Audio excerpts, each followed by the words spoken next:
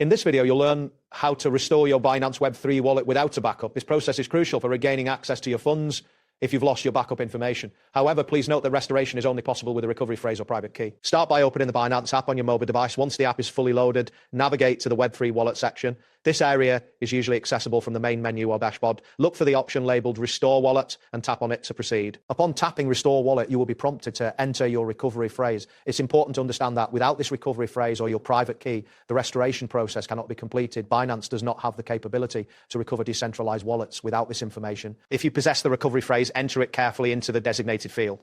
Make sure each word is spelled correctly and in the proper order, as any errors may prevent access to your wallet. After entering the phrase, review it to ensure accuracy before moving on. Once you have confirmed the recovery phrase is entered correctly, the next step is to gain access to your wallet. If the recovery phrase is valid, the system will begin the restoration process. You may see a loading indicator as your wallet is being restored, which may take a few moments depending on your device and internet connection.